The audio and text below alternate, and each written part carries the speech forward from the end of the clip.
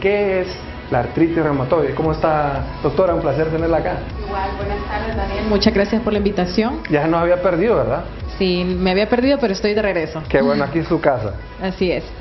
Bueno, quiero hablarles un poco acerca de la artritis reumatoide. Es un tema que hemos escuchado bastante, ¿verdad?, en las personas, en la población. La artritis reumatoide es una enfermedad crónica inflamatoria que afecta a las articulaciones. Esta enfermedad se dice, ¿verdad?, la población cree que es más frecuente en la edad adulta, pero en realidad no es así. Se puede presentar en varios grupos de edad, pero es más frecuente en la edad media, en mujeres entre 30, 40, 50 años. Y se puede presentar en la infancia, pero ese es otro tipo de artritis, que es artritis idiopática juvenil. Sí, aquí nos trae usted unas filminas importante. Bueno, qué mejor graficar esto que verlo en estas filminas. Exactamente, sí. Doctora, ¿en qué edad se da más frecuente esta enfermedad? Ok, esta enfermedad se da más frecuente en la edad media, es más frecuente en mujeres. Se puede presentar en hombres, pero es más frecuente en mujeres, sobre todo en mujeres de 30, 40, 50 años y sobre todo posmenopáusicas. ¿Y a qué se atribuye este efecto de esta enfermedad, científicamente hablando, doctora? Es interesante porque no hay una causa conocida, pero sí hay factores que lo pueden desencadenar. Se dice que el hecho de que se tenga familiares con artritis reumatoide, papá, mamá, abuelos, tíos, primos, nos predispone a que podamos desarrollar la enfermedad.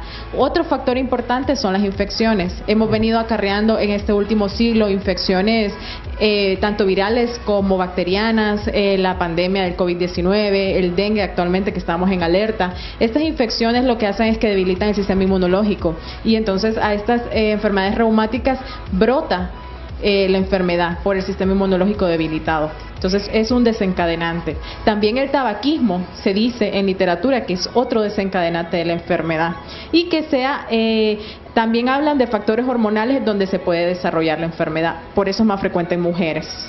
Doctora, ¿y cuál es la alerta que uno puede ser número uno para saber si estoy con esta enfermedad? Importante, el paciente debe identificar que si tiene dolores articulares, sobre todo en la mano, porque las manos son la carta de presentación de la artritis reumatoide, manos y pies, dolor e inflamación de las articulaciones. Puede haber, ¿qué otra articulación puede estar afectada? Hombros, codos, muñecas, rodillas, tobillos, pero sobre todo eso se puede presentar con menos frecuencia en columnas, pero se puede presentar. Fíjese que yo no sabía sobre todo el tema de los pies, porque yo he visto a algunas mujeres con unas malformaciones en los pies. Y bueno, ya con esto que usted me acaba de decir, ya me clarifica que es una artritis reumatoide, ¿verdad? Sí, habría que ver qué tipo de deformidad. Hay deformidades específicas de la enfermedad. Sí, no son esos de juanetes ni nada de esas cosas. Bueno, sí. No de esas cosas, hay nada. Que aclararlo. Ahí lo aclaro, yo, ahí sí, dígame, Ruth. Doctora, pero si identificamos alguno de estos síntomas, ¿cómo se hace el diagnóstico? Ok, el diagnóstico, bueno, hay otros síntomas. Lo principal es el dolor articular. El paciente siempre va a sentirse cansado, refiere que cuando se levanta se siente rígido, entumecido y que le cuesta hacer su higiene diaria, por ejemplo lavarse los dientes, bañarse, le cuesta incorporarse. Eso es lo que el paciente refiere. Ya con el paso del tiempo del día el paciente ya se va recuperando y ya va haciendo sus actividades. El paciente puede tener afectaciones en otros órganos, corazón, pulmón, riñón, pero eso es cuando se puede llegar a complicar la enfermedad. ¿Cómo lo diagnosticamos? Tenemos que evolucionar al paciente, tenemos que examinarlo, tenemos que interrogarlo, ver si tiene los antecedentes, tenemos que mandarle a hacer exámenes de sangre, porque hay exámenes de sangre específicos para la enfermedad. Sí. Finalmente, ¿cuáles son las recomendaciones que usted le da a los pacientes que están con esta enfermedad y también a las personas que no la padecemos para poder prevenir esto? Principalmente a las personas que no la padecen, que se identifican dolores articulares, ya sea de una articulación, de 2 o 3, que sí busquen apoyo y ayuda con su reumatólogo, porque pueda que estén presentando artritis reumatoide o otro tipo de artritis. Ahora, quienes ya tienen el diagnóstico, que hagan ejercicio, pero sobre todo ejercicio de estiramiento, no de fuerza, porque van a tener más dolor del que ya tienen. Claro. Claro, dejar de fumar, que es uno de los factores desencadenantes, seguir el tratamiento, porque hay muchos pacientes que una vez que ya tienen el tratamiento no lo siguen al pie de la letra. ¿Y cómo se van a sentir mejor, verdad? Tienen que seguir las recomendaciones.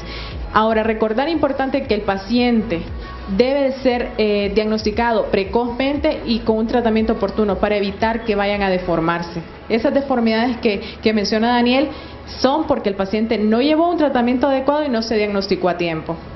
¿Y es operable este tipo de malformaciones, doctora? Sí es operable. Pero eso ya es de manera estética, ¿verdad o no? Sí, de manera estética, porque para que el paciente se sienta mejor. Sí, sí.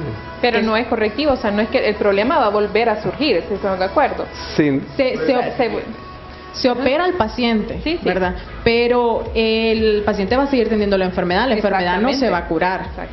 Entonces, ese es un dato importante, la enfermedad no se cura, pero sí se pueden corregir esas malformaciones, pero realmente el paciente llega a ese punto de deformarse cuando no ha tenido un diagnóstico oportuno y un tratamiento adecuado.